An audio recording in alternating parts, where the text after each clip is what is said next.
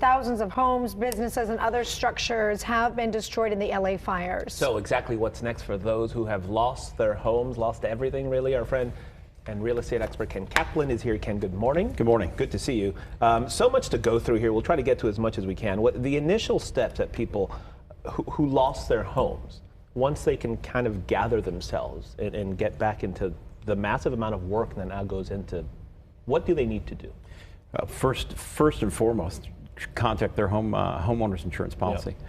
Contact their insurance company. Make sure that they are documenting everything to their insurance company. Make sure that all correspondences are memorialized with an email, something in writing. Keep track. Keep great meticulous records as best you can, whether it's by text, texting yourself what conversations you had, emails, dates, times, everything that you can for your insurance company. It's going to be paramount, and it also may be paramount for FEMA, because if you're going to attempt to get any relief from FEMA, they're going to want to have as much specifics as possible so that they can determine whether or not you're eligible for funds from them. Yep.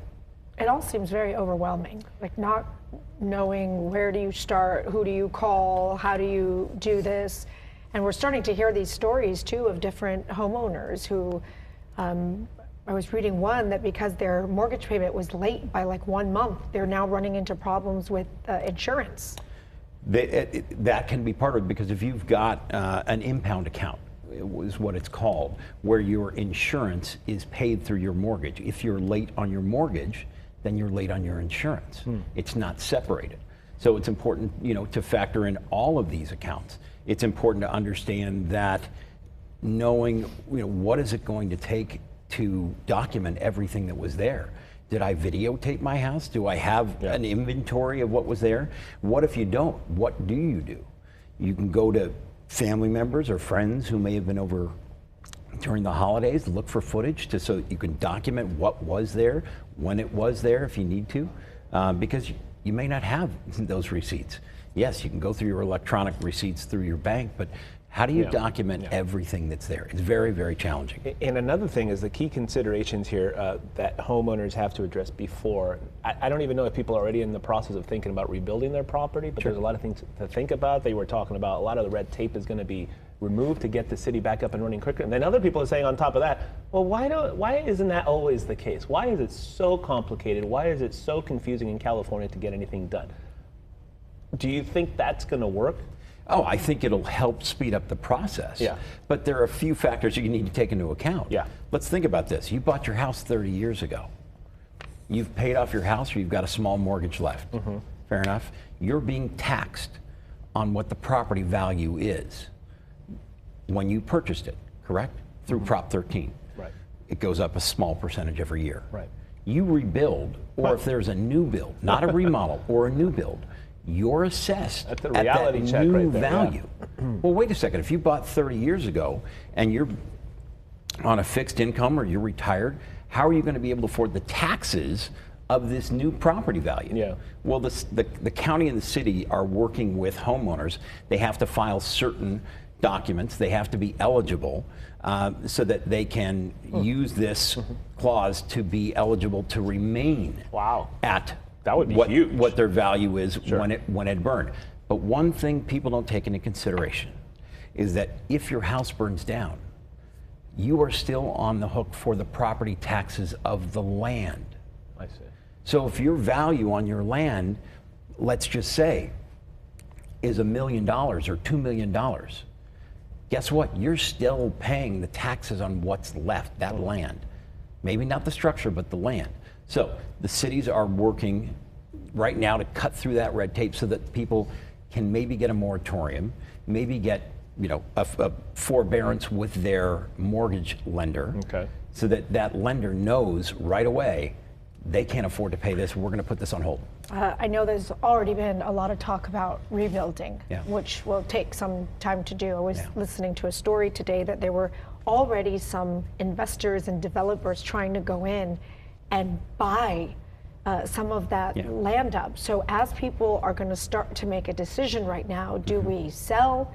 Do we rebuild? What are the things that they should be considering, factors they should be considering if they want to rebuild on their land?